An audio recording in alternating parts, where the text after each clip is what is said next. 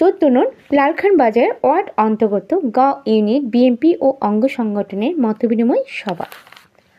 আসন্ন জাতীয় ত্রয়োদশ সংসদ নির্বাচনে চট্টগ্রাম সংসদীয় 10 আসনের ধানের শীষের প্রার্থী আমির খসরু মাহমুদ চৌধুরীর পক্ষে 14 নং লালখান বাজার ওয়ার্ড অন্তর্গত গ ইউনিট বিএনপি ও অঙ্গ সংগঠনের উদ্যোগে এক মতবিনিময় সভায় দেবারপাড় প্রাইমারি স্কুল মাঠে অনুষ্ঠিত হয়। এই মতবিনিময় সভায় উপস্থিত ছিলেন অ্যাডভোকেট আব্দুল সাত্তার, যুগ্ম আহ্বায়ক, চট্টগ্রাম মহানগর বিএনপি। বিশেষ অতিথি আনোয়ারা বেগম মনি, সভাপতি, চট্টগ্রাম মহিলা দল।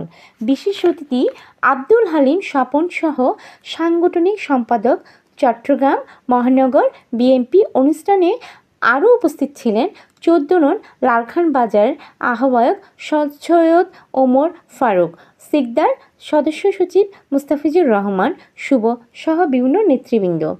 এই অনুষ্ঠানে সভাপতিত্ব করেন আব্দুল সোবান, সভাপতি, গ ইউনিট বিএনপি 14 নং লালখান বাজার ওয়ার্ড।